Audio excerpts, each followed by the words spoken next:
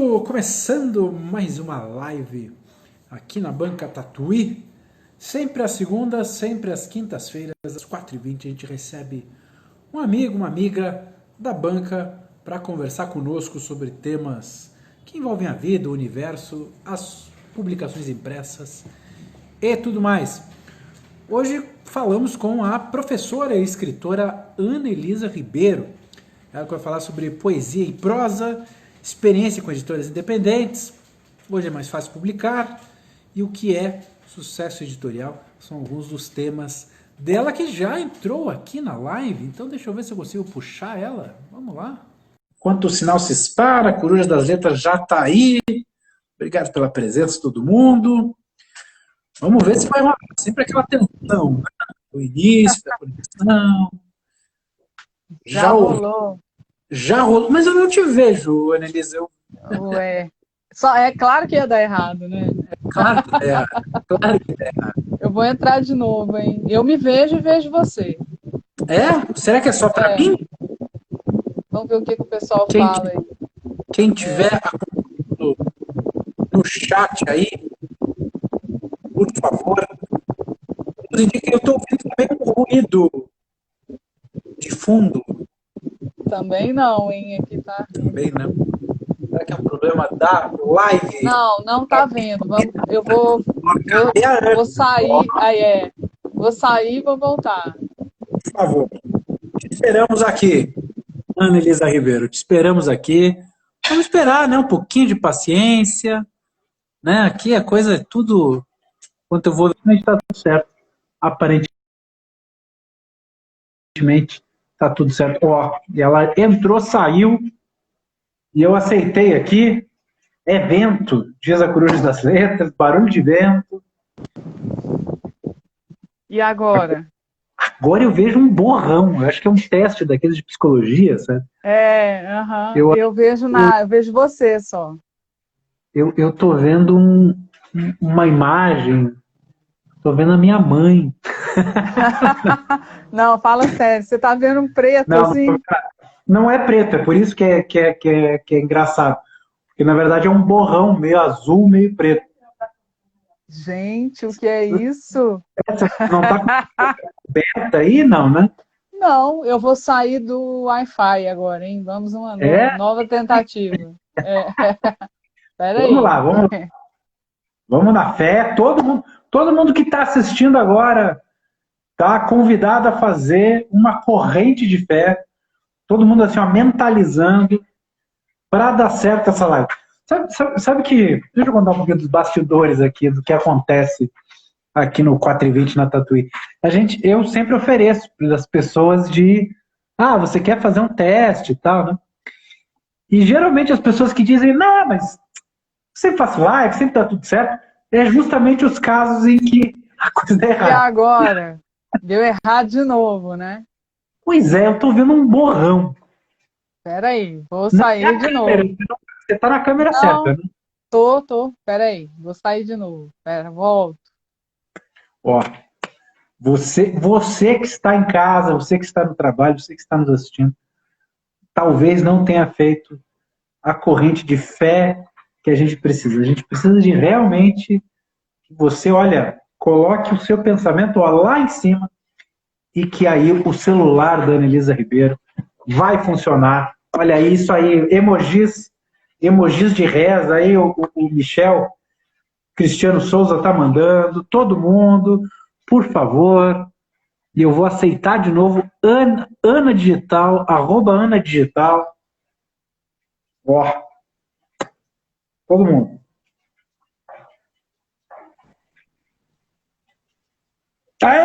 Nossa, tô te vendo. Deu? Eu não me vejo, mas isso não tem problema. Você não está se vendo, você jura? Não, juro, vejo uma coisa, a tela preta embaixo e você, mas isso não tem problema. Se todo mundo estiver vendo nós dois, tá bom.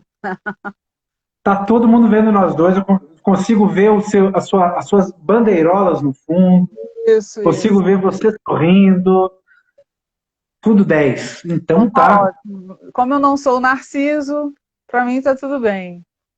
Muito bem. Muitos que já participaram dessa série talvez não conseguissem superar essa dificuldade. Ah, Obrigado. é. Vamos lá, então. Andresa Ribeiro, você veio falar com a gente sobre poesia e prosa, experiência com editores independentes. Hoje é mais fácil publicar e o que é sucesso editorial. Mas antes, isso parece aquelas publicidades, né, mas não é só isso, espera um minutinho. Enquanto o sinal se espalha, eu queria dar um recado importante para todo mundo que está nos assistindo.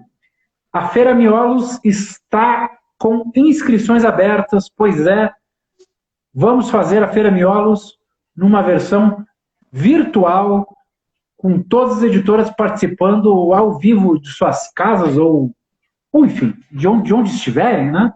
Então vai ser uma Miolos bem diferente e muito legal num outro sentido, porque as pessoas que estão longe de São Paulo, Belo Horizonte, Manaus, em Guaíba, sei lá, elas vão poder visitar a Miolos e também as editoras de todo o Brasil. Então a gente vai tomar partido dessa modalidade virtual, né, que a pandemia nos impôs, para fazer uma Miolos bem diferente, inscrições abertas. Ajude-nos a espalhar a palavra, porque fatalmente a nossa comunicação chega para quem está na região sudeste e a gente gostaria de ter mais gente de norte, centro-oeste, nordeste, sul, enfim, de gente de todo o Brasil. Era esse o recado que eu tinha para dar. Ana Elisa Ribeiro, estou aqui com estas obras, o Dicionário de Imprecisões e o livro. Você conta para a gente o que são essas duas obras, Ana Elisa? Eu sei que você tem outros livros publicados, mas esse é o que eu tenho aqui à mão. Você conta para a gente o que é, por exemplo, o livro, por favor? Conto. O livro, que também está aqui na minha mão, ele é o livro e é a inauguração de uma coleção de livros também. É uma parceria entre duas editoras aqui de BH, a Moinhos, do Natan Magalhães, e a Conta Fios, que é do Pablo Guimarães. Ó, gente, eu não controlo a cachorrada, tá? A cachorrada fica louca. Então, estão alegres. Essas duas editoras se uniram para começar uma coleção que começou em 2018 com esse livro aqui. Então, eu coordeno junto com eles essa linha das duas. E a ideia veio de um evento. Então, é tudo assim, é um kit. Eu e o Natan produzimos um evento chamado Pensar Edição Fazer Livro, desde 2017. E o evento é anual, ele vai acontecer agora, dia 16, dias 16 e 17 de outubro. Também esse esquema, né? Ele era presencial, agora vai ser virtual, esse esquema pandemia todo. Mas a gente começou a fazer o evento para discutir edição, mercado editorial e tal. Convidou, a gente fazia o evento de um dia. Era um evento sempre no sábado e oferecia lá oficinas, um monte de mesa redonda com editores, com escritores, com livreiros, distribuidores, o que fosse, né? E aí, um belo dia, a gente pensou, a gente devia fazer uma coleção porque é importante também ir formando uma bibliografia acadêmica, de pesquisa mesmo e tal. E aí é um combo, porque tem o evento, que é essa parceria. Eu sou professora de uma instituição aqui, que é o Cefet Minas, Centro Federal de Educação Tecnológica, e a gente tem lá o mestrado, doutorado na área de edição, e tem um bacharelado em letras e edição, então tudo tinha a ver com tudo. Aí nós lançamos esse livro, que é a reunião se não me engano, são 7 capítulos, são 7 capítulos. Cada um foi um trabalho, um artigo, uma coisa que eu publiquei esparsamente, e aí a gente reuniu, porque quando você junta tudo no livro, ele ganha uma coerência, uma nova circulação e tal, né? Tem artigo que você nunca mais acha, né? Tem artigo que está espalhado nas atas de algum evento e tal, então a gente reuniu e pôs aí. É um livro, é engraçado quando a gente se refere a ele, porque é o livro, né? E na verdade, é para discutir edição e tecnologias agora. Então, ele tem uns capítulos bem contemporâneos, né? Escritores contemporâneos e tal. É uma coisa que é tema para mim, minha pauta aí há muitos anos. Então, dele vieram outros já. O segundo volume é sobre mercado de literatura infantil e juvenil, foi a sequência desse. O terceiro é uma tradução de uma socióloga importante, chama Sociologia da Literatura, uma francesa chamada Gisèle Sapiro, que a gente traduziu, um livro que já tinha no francês, no espanhol, ainda não tinha em português. E o volume agora é de um argentino muito legal, que é o José Luis de Diego, que é um professor de La Plata, que estuda edição na América Latina, e a gente traduziu também. Esse do De Diego, a tradução é minha e do Sérgio Caran. Aí a gente está trazendo uma bibliografia latino-americana, ou uma bibliografia que ataca diretamente questões de edição, de sociologia de edição, ou de edição na área de letras mesmo. Então, esse é o volume que inaugurou a coleção, e ela vai seguindo. A gente estava num ritmo de 2 por ano, com a pandemia virou 1 por ano, né? Mas temos uma sequência já, uma certa espera para fazer o de 2021, 2022, até a coisa se normalizar. Maravilha. Eu estava lendo o livro, e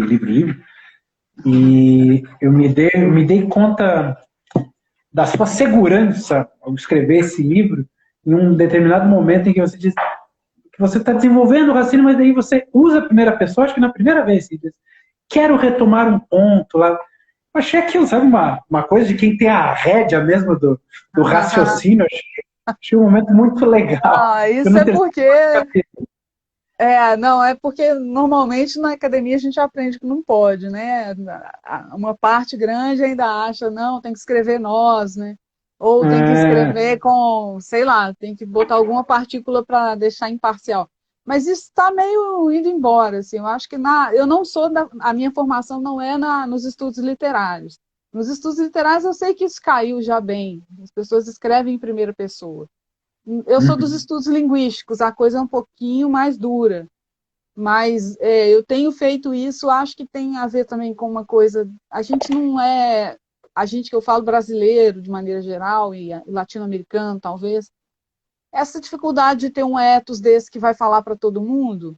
Esses dias eu estava estudando aqui com alunos de outras universidades, um manifesto de autores de língua inglesa. Eram ingleses, norte-americanos e alguns australianos que escreveram um manifesto sobre tecnologias e educação entre 94 e 96. E no manifesto eles falam assim, para o mundo, sabe? E eu comentei com os alunos, olha, esse é um ethos que a gente não tem, assim, um pouco de...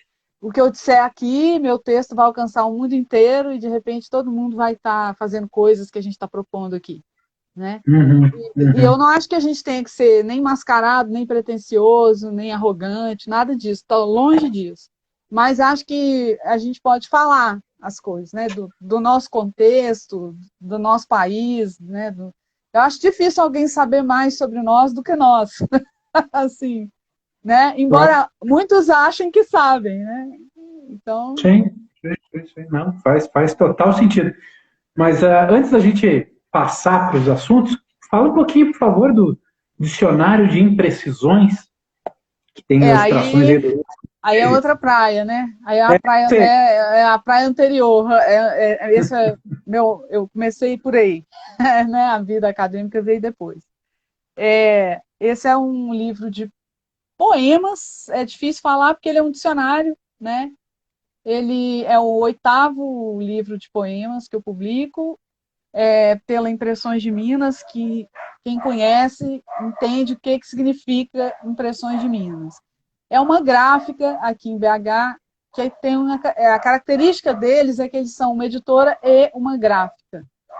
Sendo uma gráfica, eles conseguem produzir coisas semi-artesanais. Então, eles trabalham com offset, né? O livro todo de papéis especiais, né? A capa é Pantone, essa tinta aí, né? Enfim, é alto relevo, né? Ele tem altas coisas que são de gráfica, assim. E um tempo atrás, esse livro é de 2019, essa versão que está na sua mão é de 2020, porque no final de 2018 eu faço algumas coisas com eles, inclusive um planner, que é tipo uma agenda que a gente faz desde 2017. E aí, em 2018, o Alisson, que é o ilustrador desse livro, né, que você mostrou aí, que é o editor também, e a Elza, ela fez o design do livro e é a editora, falaram para mim, vamos fazer uma coisa juntos, de livro. E eu falei, deixa que, isso devia ser assim, novembro, dezembro. Eu falei, deixa que em janeiro eu vou ter uma ideia. E aí, em janeiro, eu tive a ideia, assim, meu filho veio reclamar de um dicionário, eu tenho um filho adolescente de 16 anos, ele veio reclamar, que ele foi procurar uma coisa no dicionário, o dicionário não disse nada, né? Ele falou, eu fui procurar a palavra assim, me mandou para outra tão difícil quanto, né? E aí nós ficamos rindo, né? Meu dicionário tem umas coisas. Aí me veio assim, dicionário é muito impreciso. E aí eu falei, vamos fazer um dicionário de imprecisões, que é um livro de poemas. Então, são poemas verbetes, ele foi feito, então, como um projeto. E esse projeto era escrever verbetes, poemas, que são, naturalmente, imprecisos sobre coisas muito difíceis.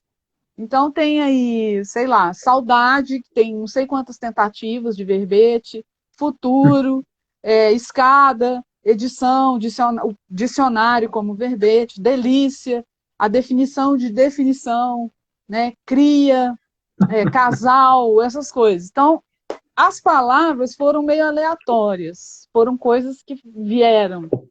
E aí a gente fez como um dicionário nesse sentido. Ele é na ordem alfabética, mas ele é cheio de pegadinha. Eu vou falar algumas aqui. Ele é na ordem alfabética, mas ele não tem todas as letras. Ele nem poderia, um dicionário de imprecisões, né? Então, a lombada dele, faltam letras. São as letras que faltam. Ele é todo cheio de coisinhas assim. Então, ele tem uma orelha só, que é para você destacar. Ele tem o poema que está na quarta capa, só está na quarta capa, porque ele é um metapoema, ele não existe dentro do livro. Normalmente a gente põe um dos poemas do livro na quarta capa, né? Ele chama quarta capa, só está na quarta capa. Então, a gente fez várias coisas desse tipo, e a edição de 2019 ela é branca com azul, tem outras cores e outros papéis. Aí ela esgotou e na hora de fazer a 2020 a gente falou, já que estamos brincando, para que nós vamos fazer outra igual, né? Fizemos uma nova, que é bege e roxo, trocamos várias coisas e adicionamos 2 poemas que não estão na primeira edição. E ele tem sido uma delícia, assim, porque ele está em algumas livrarias, tipo a Banca Tatuí, que tem uma coisa com o artesanal ou com alguma coisa que é muito material, né? Esse é um livro que dificilmente consegue concorrer em algum desses prêmios ou concursos que você só manda o PDF. É muito difícil, porque ele é o livro. Ele tem alto relevo, ele tem um papel especial. Se você não pega nele, falta um pedaço dele, bem importante, né? Então, a gente fez uma edição, eu achei mais bacana do que a primeira, até, para falar a verdade.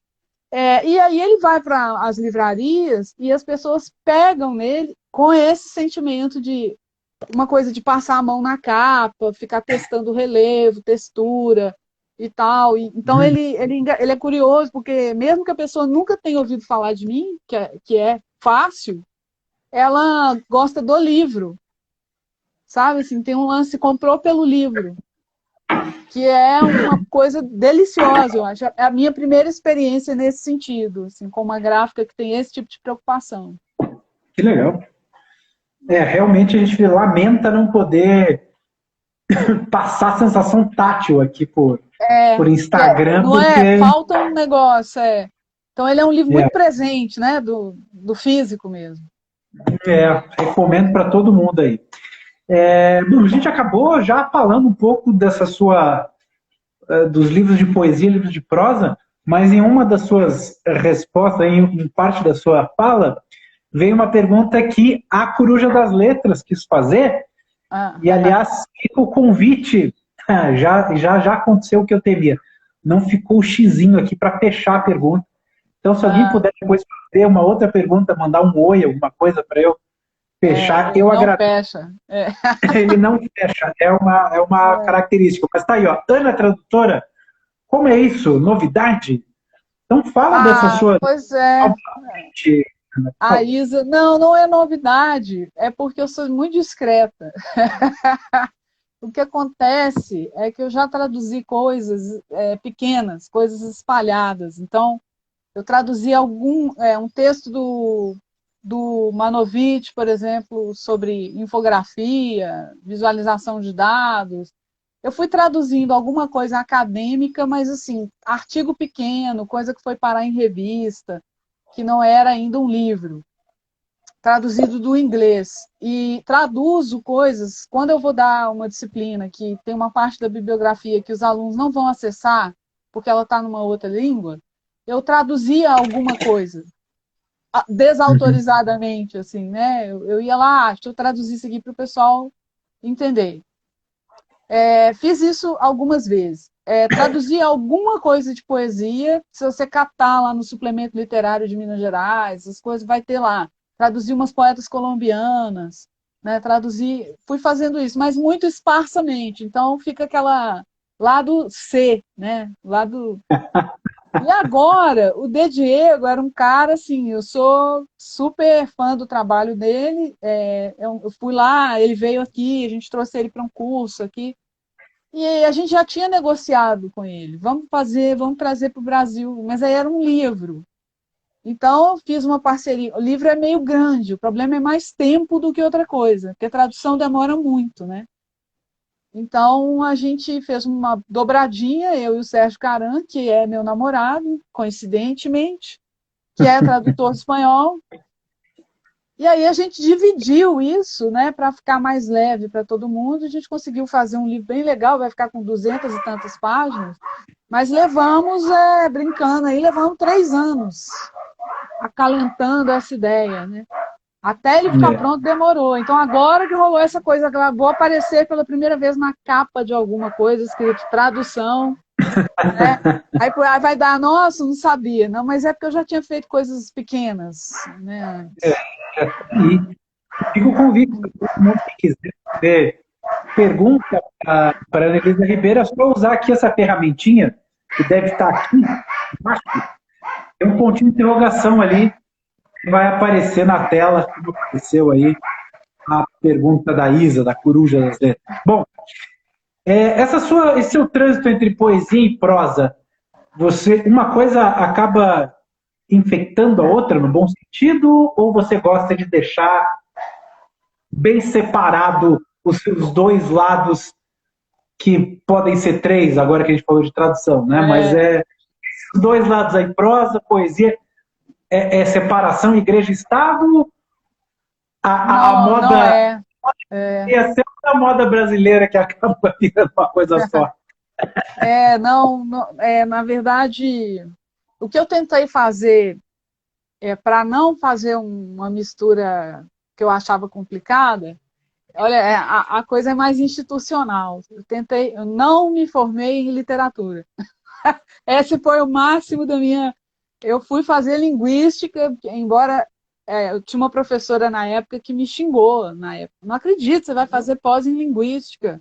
Porque eu tinha tudo para ir para a literatura e não fui. Mas, na verdade, eu queria estudar leitura, e eu queria estudar leitura de um ponto de vista que não era o literário. Então, eu tentei um pouco separar essas coisas nesse sentido. Eu não queria escrever academicamente. Eu não queria que a minha poesia, na época, tivesse uma cara acadêmica, esse tipo de mistura, assim. Mas não sei se adianta muito também. Foi meu jeito de escapar e ficar num outro território, um território muito menos confortável na época. Hoje eu acho muito mais desconfortável o território dos estudos literários. Eu me distanciei tanto que quando eu estou lá eu me sinto fora assim do e ao mesmo tempo estou num território que não é de ninguém, que é o da edição, que não é da literatura e não é da linguística e não é de lugar nenhum.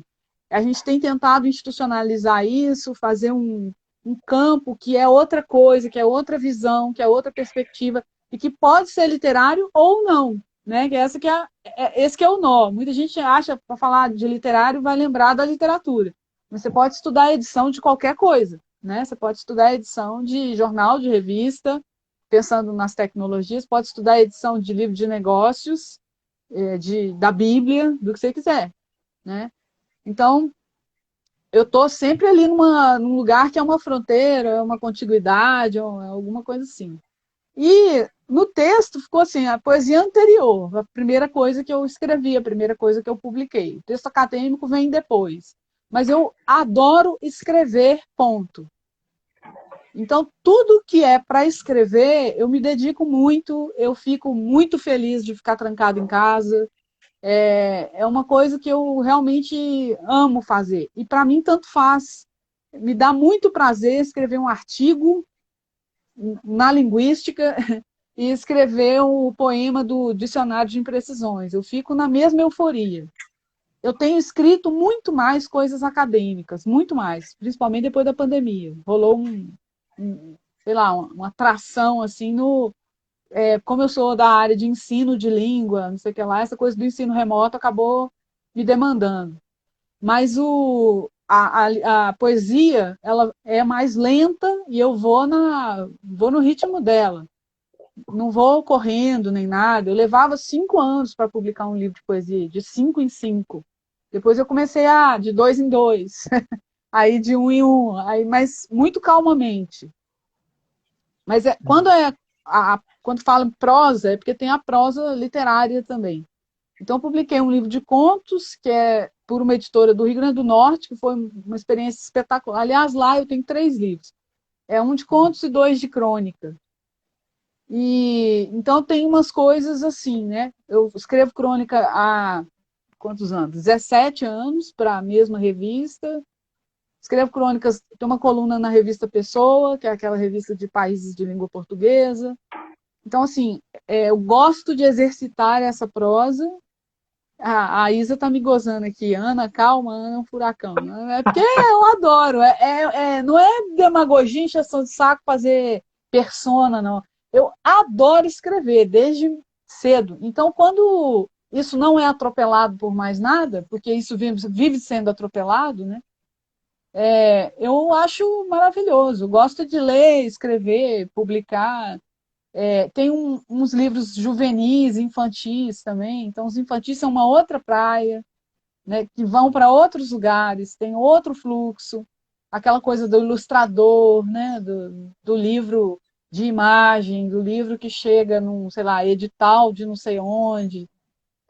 Os juvenis são meio paradidáticos. Eu fiz uma adaptação da carta de caminha para a tecnologia, chama o e-mail de caminho, que é super, assim, cai nas escolas, legal demais. Está no PNLD, essas coisas. E a gente está fazendo agora, sei lá, novembro, deve sair um outro com a mesma pegada, que é com Romeu e Julieta. A gente shippou Romeu e Julieta, então ficou Romieta e Julieu. E a Romieta e Julieu, a gente fez uma jogada toda tecnológica com os dois, né? Então, é esse tipo de coisa que me dá muita alegria, assim. O resto a gente faz porque tem que pagar boleto, né? Você sabe como é que é. É, claro. Vive sendo atropelado. Você diz que adora escrever, só que isso quando não é atropelado e vive sendo atropelado. Qual é o principal atropelo que te impede de escrever? Tem algum atropelo que é recorrente? Tem. Nossa, tem Qual um é? chamado reunião, tal de reunião. O pessoal tem meme agora, né? O cara com medo de abrir a geladeira à noite e ter um link de reunião. Eu falo assim dessas coisas que são do dia a dia, por exemplo, da a minha vida profissional é uma vida de professora, né? Eu sou professora de uma instituição federal, eu tenho que dar trocentas aulas, e isso e aquilo, e isso envolve. Tem muito atropelo nisso, porque por mais que a gente seja professor, pesquisador, o tempo de escrita fica meio lateral, assim, né? Então um monte de aula, aí um monte de orientação, aí um monte de reunião, enfim. O que sobra para escrever é como se a escrita não fizesse parte da sua tarefa, assim, né? E tanto faz, tem aquele monte de coisa de contar lá da CAPES, né? você tem que ter não sei quantos artigos por ano, por quadriênio, ou por... Então, assim, faz parte, mas não faz parte. Assim. É meio difícil você falar para alguém que você vai ficar hoje em casa porque precisa escrever. A escrita, nem nesse ambiente, ela é muito assim computada como uma parte explícita do seu trabalho. Seu trabalho, se eu quiser acordar às 8 da manhã e passar, é claro que não funciona assim também, mas de 8 da manhã às 6 da tarde, escrevendo, muita gente olha atravessado. Assim. É uma Uhum. vagabundagem fazer isso, né? Então é como se a Certo. escrita fosse uma mágica que você faz. Entre 30 reuniões, não sei quantos lançamentos de nota e frequência, não sei quantos isso e aquilo, acontece a mágica de você escrever. De sair Né? um texto, né? De sair um Sai um texto. texto, Então, assim, ninguém entende por que você trabalha sábado e domingo, né? Por que você não viaja no feriado, por que você... Tem gente que faz uma pergunta super interessante. Onde você encontra tempo para escrever poesia? Porque nessa fala, então é o seguinte, poesia é a mais inútil das coisas, né? E não Uhum. é trabalho, livro de poesia não é trabalho, e como que você é, faz essa coisa inútil no meio de tanta coisa séria? Uhum. Né? Uhum. Eu faço questão, se quando eu vou escrever alguma coisa que seja literária ou que seja poesia, eu faço questão de falar, eu vou ali trabalhar, Tá aí, justo, justo. né? E escuta,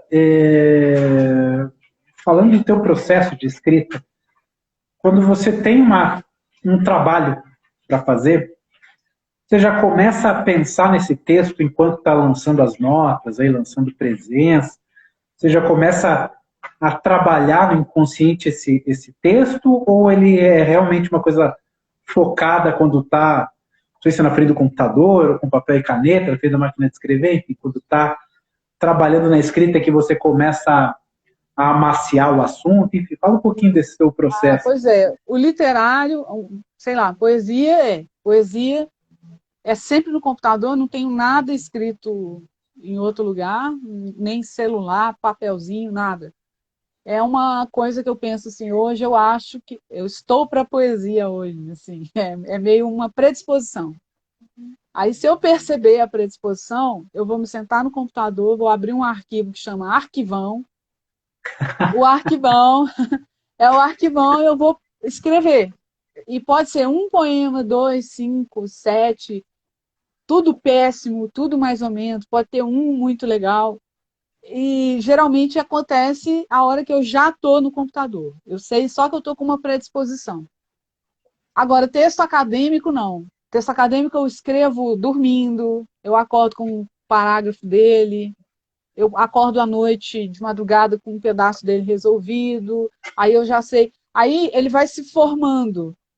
E às vezes ele se forma assim, eu sei o fio todo dele.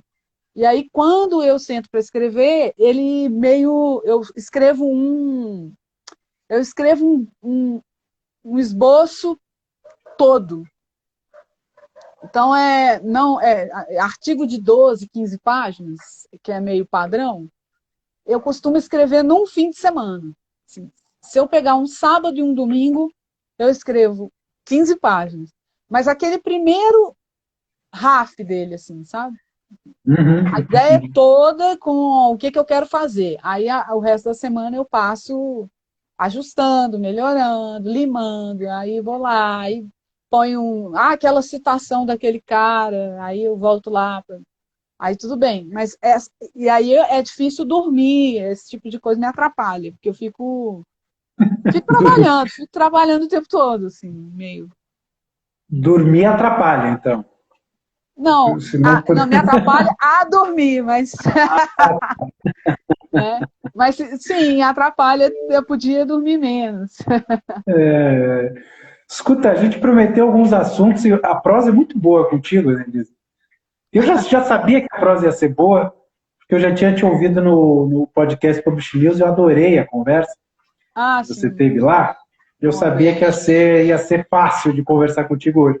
Mas a gente prometeu falar também da sua experiência com editoras independentes desde 1997, portanto 23 anos.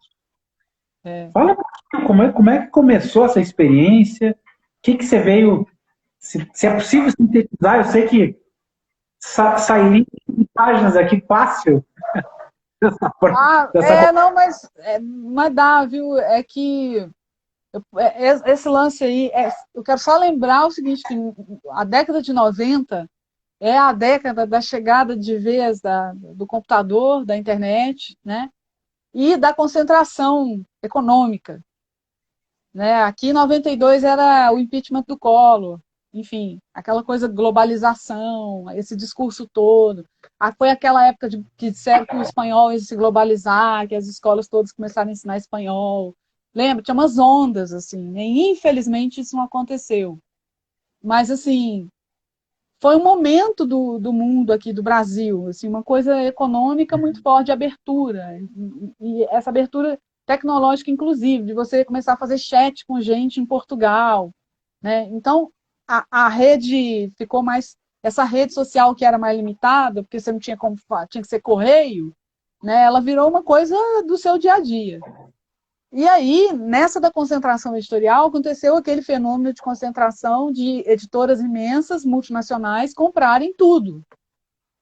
E no Brasil, a mesma coisa, aconteceu em tudo quanto é lugar, né? Então, a Bertelsmann saiu comprando tudo, alguns estúdios que nem eram de edição, tipo, sei lá, esses estúdios Warner Brothers, sabe? Os caras comprando coisas em tudo quanto é país, e a Penguin Random House, virando Random House e comprando tudo. Isso que até hoje está acontecendo. Mas começou nos 90. E a reação foi imediata também, que foi a hora que fundaram aí as associações de editoras independentes, tipo a Libre, que é do comecinho ali dos 2000, né? Também aconteceu na França, aconteceu na Espanha, aconteceu na Argentina, aconteceu em tudo quanto é lugar, no México. Então, é uma década que tem essa virada aí, a concentração rolando firme, quase virando oligopólio, né? A gente ia ficar com uma editora, duas editoras no Brasil, concentradérrimo, mas aí que tem a ver com essa coisa global, mas a chegada da tecnologia botando na mão de todo mundo uma possibilidade que vou virar editor. Você não precisava mais ter uma gráfica, né? Você não precisava ter uma máquina de offset. Aí começa impressão digital, impressão on demand, e não sei o quê.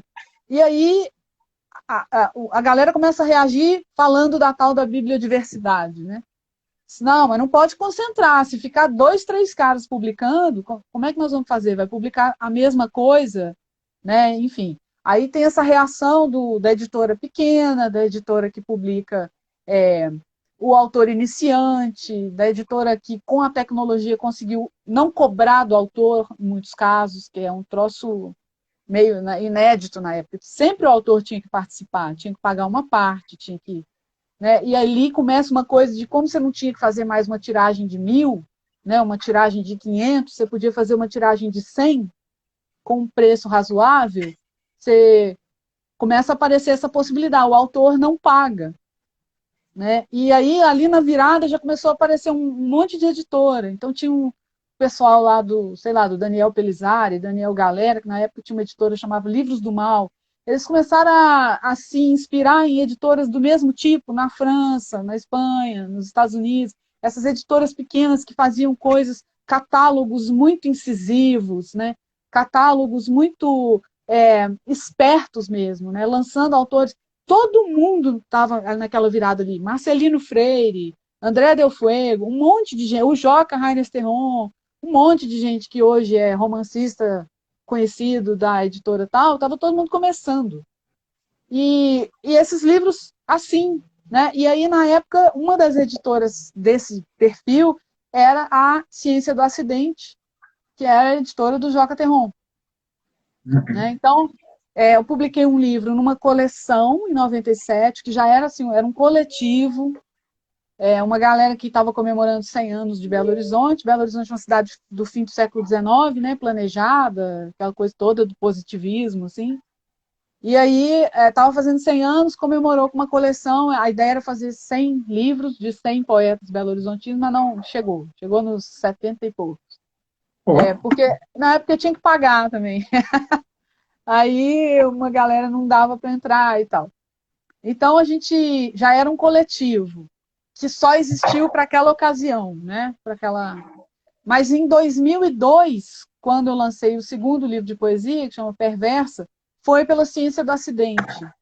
E tem tudo a ver com isso tudo, assim, porque era uma editora independente, pequena, de um cara que era autor e era designer e fazia tudo, que estava compondo um catálogo super esperto, fazia uns livros lindíssimos.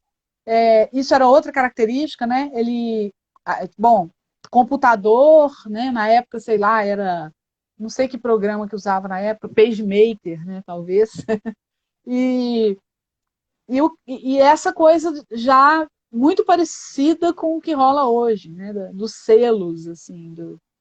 E aí o Perversa tinha essa característica. Como é que eu conhecia o pessoal? Eu estava em BH, essa galera estava em São Paulo. Conheci pela internet, né? Conheci porque, na verdade, era uma coisa mais tortuosa. Eu frequentava uma livraria aqui que tinha uma boa estante de poesia contemporânea, que é uma coisa difícil. Aí eu ia lá, comprava livros de poesia contemporânea. A editora de poesia contemporânea mais foda da época era a Sete Letras. A Sete Letras fez catálogo de poesia, assim, faz até hoje, né? Mas naquela época era praticamente ela, assim. Mas tinha outras, em Curitiba tinha Medusa, né? Tinha um monte de lugar fazendo isso. Isso foi uma coisa muito legal da dispersão, da tecnologia, que foi espalhar. Então, essa coisa de falar que é só estar concentrado, está em São Paulo, está no Rio, não está, está em tudo quanto é lugar. É difícil é enxergar, né? Então, assim, como a narrativa continua, a narrativa hegemônica continua saindo dos mesmos lugares, tem uma miopia, assim. Mas se você quiser pesquisar, tem gente fazendo isso em todos os lugares. Então, é difícil chegar, é difícil o livro chegar, porque a distribuição é muito difícil, enfim, aquela coisa que todo mundo sabe. E aí, quando eu lancei o Perversa, assim, eu comprei o livro de poema da editora, que era o primeiro ainda, era do próprio Joca. Comprei o livro, tinha o endereço postal dele, físico, tinha o endereço dele na orelha do livro. Eu mandei uma carta pelo correio e dei o meu e-mail.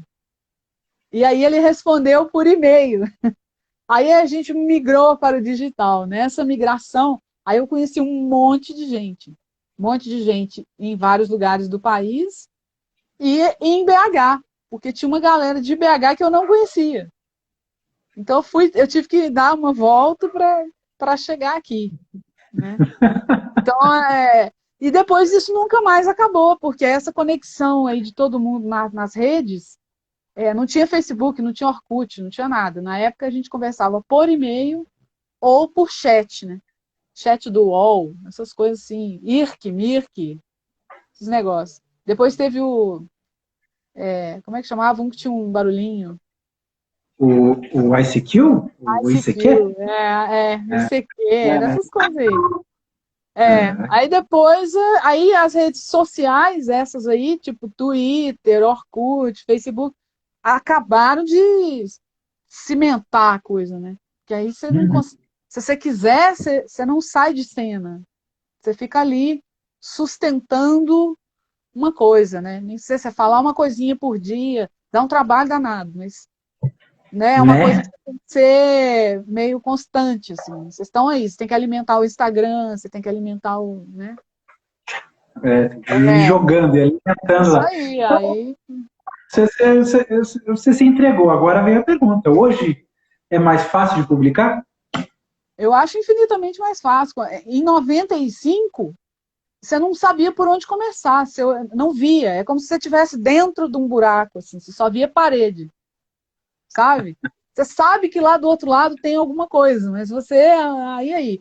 O que a rede fez foi abrir isso. Então, você vai no Google hoje e digita lá, editora independente. Vai aparecer um montão. Né? E aí você fica sabendo. Você acha seus pares mais fácil. Então, eu tinha uma dificuldade enorme de encontrar pessoas, interlocutores, quando eu tinha 18 anos, 17 anos. Hoje o cara vai frequentar um grupo de sei lá o que, independente. Você fica lá no mulherio das letras, entendeu? Você está sempre sabendo das coisas se você quiser. Então, assim, essa conexão é muito mais fácil de achar. Depois que você acha, Você vai achar editora, você vai achar editora que te publique sem você pagar, você vai achar editora que vai achar. Agora, daí a dizer, vou ficar famoso, vou para a vitrine da livraria, aí não, aí é delírio, né? Aí a gente sabe que, né? Tem muita Pois gente que é. acha isso, né? Né? Sei lá, fulano vai me publicar e eu vou ganhar o prêmio tal, né? Pode acontecer, a gente tem visto aí ganhar um prêmio grande, o primeiro livro da pessoa, né? Tem acontecido de rolar furar essa bolha, né? As editoras pequenas, elas têm concorrido nos mesmos espaços das grandes, têm ganhado prêmio grande, mas essa coisa de virar celebridade ou ir para o cânone, né? Aí continua difícil isso aí, né? Continua. Bom, você tá. Eu não sei se você tinha se preparado, se mentalmente já estava ensaiado alguma coisa, mas você me deu o gancho para te perguntar, então, o que que é sucesso editorial nesse mundo contemporâneo, Anelisa? Pois é, mas É estar na aí que tá. livraria, é ganhar esse prêmio, é ter muitos seguidores? Depende que é o projeto da pessoa. Por isso que essa pergunta foi, né, foi uma pergunta até que a gente pôs. Uhum. É porque tem gente que acha que é isso. Aí depende do que você quer. Quando eu entrei nessa coisa, tem mais de 20 anos, eu não tinha muito essa. A minha preocupação, 20 e poucos anos atrás, era conseguir escrever sempre. Como eu gostava muito, eu tinha muito medo de alguma coisa na minha vida atropelar essa condição. Então, eu sempre protegi o meu tempo de escrita. Protegi mesmo, às vezes agressivamente. Assim, protegi de tudo que eu podia. É claro que eu tenho certos privilégios. Eu nunca fui rica na vida, passei bem longe disso, não ganhei nada na minha vida, tudo eu tive que batalhar. Mas eu sou uma pessoa de uma faixa da população que está longe também da pobreza, da miséria, etc. Claro, para eu dizer, eu protegi a minha escrita, eu não passei certos apertos que muita gente passa, né? Agora, eu protegi, eu fiz escolhas difíceis para manter esse lance da escrita. Sei lá, eventualmente me divorciei, porque, enfim, esse tipo de plano que está na gente, que você não suporta alguém te cerceando, definindo o seu horário, né? Definindo se você vai fazer ou não vai, com quem que você vai conversar, esse tipo de coisa. Eu blindei. Parte então da tua motivação para se divorciar foi proteger a escrita, então? Tem a ver, proteger, por exemplo, na época eu queria terminar um doutorado, e assim, se tem alguém com ciúme de tudo, te exigindo porque você precisa, quem está fazendo doutorado sabe como é que é, você tem que ficar, às vezes, o fim de semana escrevendo, você precisa de um tempo meio longo, né? Você tem que, precisa muito da compreensão de quem está em volta, né? De um apoio logístico. Se você não tem isso, a chance de atrapalhar seu processo é muito grande. Acontece que ainda tem o detalhe do processo de uma mulher ser um pouquinho mais desrespeitável, né? Porque eu fiz doutorado com um filho bebê. Então, tem uma coisa do tempo da mulher que é um pouco diferente. Quando você fala que vai se trancar no escritório, ninguém acha normal. Tem um lance assim, você está abandonando alguma coisa, né? Isso era um saco. Só que eu percebia, eu tinha uma consciência de que aquilo ia me atrapalhar nesse sentido, né? Ia me prejudicar. Então eu tinha que proteção mesmo, uma coisa de você dizer, eu não vou ceder a certas coisas, às vezes sei lá, alguma coisa até de trabalho mesmo, nesse sentido do trabalho atropelar esse outro trabalho, né? Então eu tive que me segurar desse jeito. Eu fui fazendo isso, mas sem essa cabeça de virar celebridade. Eu não tinha, a minha cabeça sempre foi assim, eu tenho que responder com trabalho. Eu estou numa situação desfavorável. Eu estou numa situação assim, eu não estou no centro, eu não estou no lugar onde todo mundo olha, eu não sou amiga de fulano, beltrano, cicrano, eu não fui apadrinhada por cicrano, essas coisas são muito importantes ainda. Né? A gente sabe que de determinados lugares nascem fenômenos. Você inventa fenômenos. sem desprezar a eventual qualidade real de certas coisas, produções, livros, pessoas, a gente sabe que em determinados lugares isso é mais fácil de acontecer. Não estava nos lugares mais fáceis, então eu pensava, eu tenho que trabalhar muito. Eu vou trabalhar muito, vou fazer o que eu gosto, vou fazer o que eu quero e ponto final. Se eu puder, né? E aí eu não vou... Só que eu não ficava assim, eu tenho que, sei lá, ir no programa do Bial, sei lá, tem umas viagens assim das pessoas, né? Então, esse sucesso, tem uma amiga, a Adriane Garcia, que é poeta aqui e tal, a Adriane fala comigo assim, sucesso, Ana, é isso aí. Por quê? Quando seu livro vai parar na mão de um monte de gente, num monte de lugar que você não conhece, quando ele é vendido para uma biblioteca do Estado, e aí você descobre que foram 100 mil exemplares, né? Ou foram 50 mil exemplares. Ou o seu livro foi parar na sala de aula de não sei quantos lugares aí. Esse tipo de coisa, ela fala, isso é um sucesso muito concreto. Que é assim, está na mão do leitor, de um leitor que você não conhece. Aí eu fico pensando, é muito concreto, mas pode não coincidir, geralmente não coincide, com esse sucesso de aparecer na capa do caderno de cultura mais badalado do país, ou aparecer na TV, ou fazer sei lá o quê. Esse tipo de coisa que as pessoas associam mais a sucesso, tem a ver com mídia, né, sair no programa tal, badalado na TV a cabo, ou sei lá.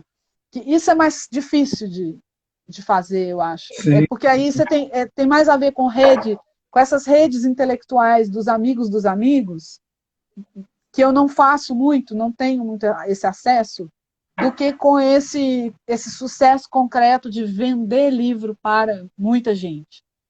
E a gente sabe que no Brasil, se você vender livro para muita gente, é porque entrou em algum edital, né? Porque, assim, vender livro para muita gente sem entrar em alguma coisa é bem difícil. Complicado, né? Complicado. Bom, chegou aqui um comentário que eu acho que tem a ver. Como ser sucesso editorial como você? Elisa, desculpa, Isa, é teve a alguém. Isa. Ah, Isa, teve alguém que falou as perguntas ficam no rosto do entrevistado. Pois é, me desculpa, eu já vou tirar aqui, mas a questão da Isa, eu acho que é uma pergunta que inspira você. Se considera um sucesso editorial? Não, quer dizer, aí que tá. Isso que aquela pergunta era meio assim: cada um imagina uma coisa. Eu sei de gente que lançou o primeiro livro e jurou que ia para o Jabuti logo em seguida. Todo mundo acha que o seu é genial, que é fantástico, que vão descobrir essa coisa do falta só alguém me descobrir, né? Então você pode viver numa imensa frustração a vida toda, porque pode não acontecer nada, e o cara vai ficar frustrado a vida toda. Aí ele fica ressentido, começa só a falar mal de todo mundo, a depreciar todo mundo, que é cheio de ressentido também, em tudo quanto é lugar. O pessoal que forma uma certa patota, que existe mesmo, assim, uma galerinha que são sempre os mesmos, estão sempre. Essa galera vai se fechar, eles não. É uma coisa mais fechada, não é todo mundo que consegue conversar ali. Né? Então, tem gente que nem te olha na cara, mal te cumprimenta. Tem gente que você tem que ser apresentado toda vez que você encontra. Sabe? É desse nível, assim. A pessoa te conhece, mas a cada vez que ela te encontra, ela não te conhece de novo e alguém tem que falar, essa aqui é a Annelisa. Aí você olha e fala com aquela paciência. Ai, de novo. E a pessoa, de novo, não te conhece. Assim. Então, tem essas coisas. Se você for ficar pensando nisso, eu prefiro pegar minha energia e drenar para a produção. Vou escrever, fazer ótimas parcerias. Eu tenho parceiros maravilhosos, maravilhosos. Essa galera, Impressões de Minas, Natan, Ada Moins, são figuras que a gente senta e tem uma ideia legal e toca a ideia para frente. É jogo de seleção, sabe? Toquinho, toquinho, gol. Toquinho, toquinho, gol. E assim, não na seleção brasileira, mas... Então, assim, esse tipo de coisa uma coisa até alegre, é muito legal de fazer. Eu estou preocupada com isso. Agora, se eu vou... As editoras esses negócios do sucesso aí que a Isa falou, assim, numérico, né? A editora que me põe em edital, geralmente é uma editora mais comercial. Aqui, por exemplo, é a RHJ, que não é uma editora tão conhecida nem nada, mas é uma editora dos anos 70, eles são de 1970 e pouco, e eles sempre focaram em coisa de escola, edital e tal. Então, eles sabem fazer isso. Outra editora que me pôs uma situação assim é a Gulliver, que é do interior aqui, que é uma coisa rara, é de Divinópolis, que é aqui perto, e eles põem os livros no Leiturinha, naquele clube de leitura que tem não sei quantos mil assinantes. Então, esse tipo de coisa te põe num outro patamar de venda de livro, mas que não quer dizer também que você vai aparecer em lugar nenhum.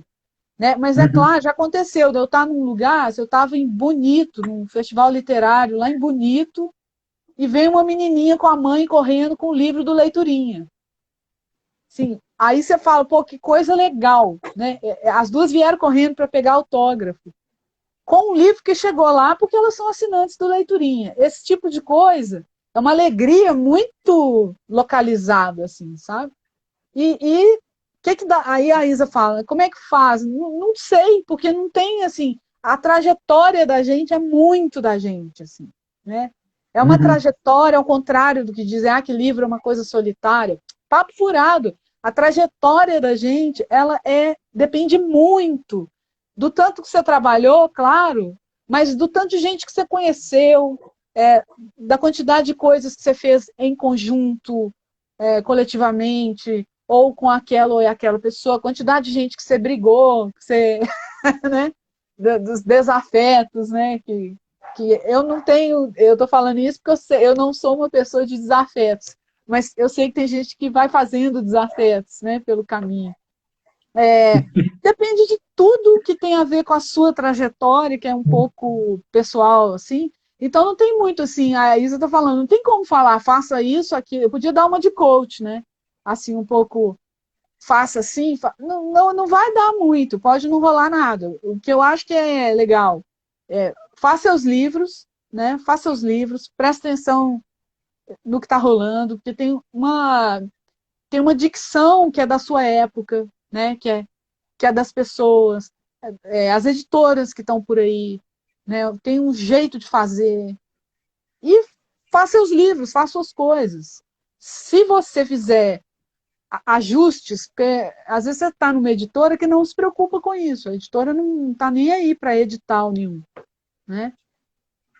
Mas, por exemplo, a Gulliver está preocupada, sempre esteve, porque ela é uma editora de livro infantil, sempre se preocupou em olhar clube de leitura, esse tipo de coisa. Então, eles meio vão focados, né? E aí, de repente, o seu livro entra. Outros não entraram. Aí a outra... Aí tem uma coisa, o Natan fica brigando comigo por causa disso. Mas eu publiquei com muitas editoras. Isso não quis dizer que eu fiquei inimiga de um para estar com o outro. Não, é promiscuidade mesmo, sabe? Assim, promiscuidade editorial, entendeu? Por quê? Porque se eu fosse autora de editora que tem aquele contrato leonino, que fala assim, exclusividade, para fazer isso, você tem que receber adiantamento, né? Você tem que ter uma grana que compense. Você tem que ter pelo menos duas coisas: a grana para bancar você ali preso e a garantia de que tudo que você fizer vai sair por ali. Quem que te dá essa garantia? Né? Nem a editora, nem a Rede Globo está fazendo isso. Está demitindo todo mundo. Então, assim, as editoras com que eu publiquei sempre foram editoras pequenas, sempre foram coisas ou pequenas ou médias. Eu tenho um Infantil pela Autêntica, que é um grupo maior. Mas, assim, a RHJ, ela põe no contrato o seguinte, dar preferência para nós. Então, quer dizer assim, se eu tiver uma nova ideia, eu apresento para eles primeiro.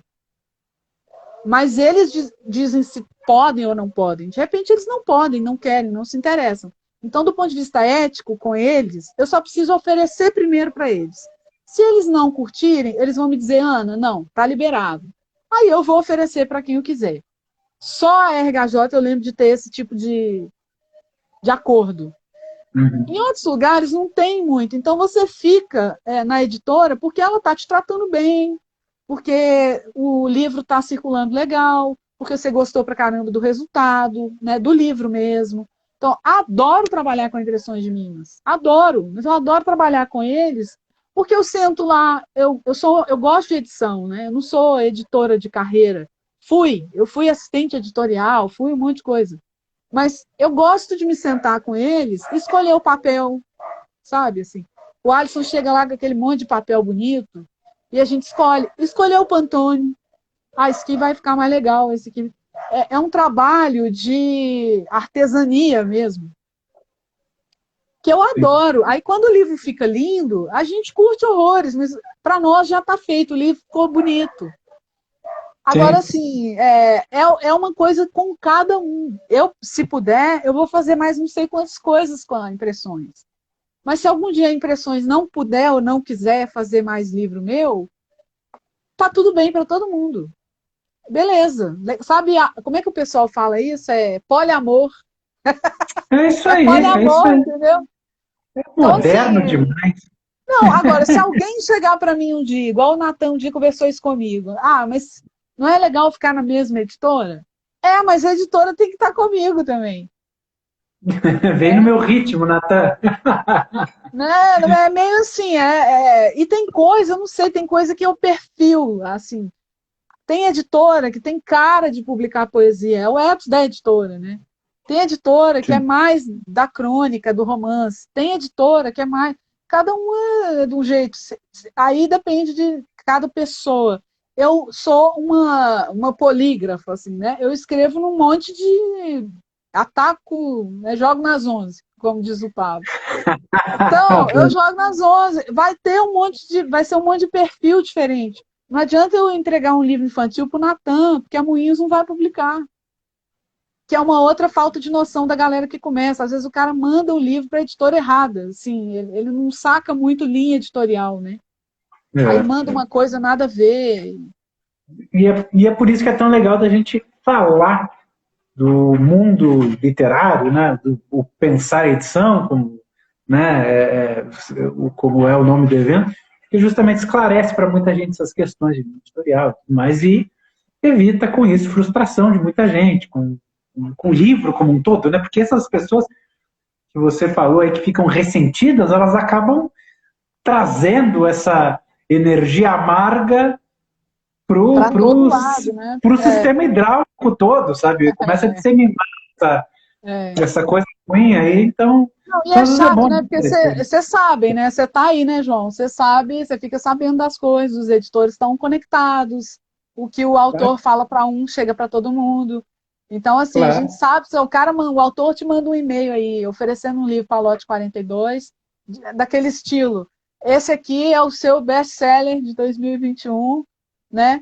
É o mais maravilhoso que você já recebeu. Você está perdendo a chance de me publicar. A gente sabe que tem e-mail assim, né? Como tem? E aí, esse tipo de coisa corre, né? Dependendo da coisa que o autor faz, ou a sacanagem que ele faz, e vice-versa, com o editor e tal, todo mundo fica sabendo. Assim, tem uma rede, né? Então, aquele autor saiu do fulano, foi pro cicrano e não falou nada. Tá? Então, tem um pouco esse... Eu acho que se a gente for claro, né, o tempo todo, se você é claro, se você fala para a pessoa, olha, eu estou publicando aqui, mas eu estou com vontade de fazer uma coisa ali com o fulano, porque é um projeto que não tem a ver com você. Ok? Ok. Né? Vida que segue, né? Vida que segue. Ana Elisa Ribeiro, nosso tempo está esgotando e a gente está arriscando ser expulso pelo Instagram Assim, essa live não ficar gravada, o que seria um verdadeiro crime editorial. Se você gostou do Papo com a Ana Elisa, quer apoiar o trabalho dela e quer apoiar o trabalho da Banca Tatuí, está aqui 2 sugestões de livros, o livro e o dicionário de imprecisões. 2 editoras, ela gosta da poligamia editorial, é escancarado, está dito, está gravado, vai ficar gravado. Fica o convite para todo mundo voltar aqui na quinta-feira, né? Claro, quinta-feira às 4h20, vamos receber... Não é quinta-feira, olha só, estamos sofrendo aqui. Não tem. Na segunda-feira sim, próxima segunda-feira, vamos receber o Fábio Kiel aqui, quadrinista, para conversar com a gente. Ana Elisa, obrigado, satisfação enorme conversar contigo e de conhecer um pouco mais dessa sua cabeça inquieta e bem-sucedida. Dá para dizer assim. Ô, João, obrigada, João. Eu tô feliz, eu não tô triste, não. Obrigada, viu, João? Obrigada pelo convite aí da Banca Tatuí. Um dia eu quero ir aí, no lugar, quando der, quando puder. Por favor, quando a gente puder, e aí a gente se abraça e te apresenta a todo mundo. Enquanto isso, Valeu. obrigado a todo mundo que assistiu. Valeu, beijo. Tchau. Obrigada, gente. Tchau.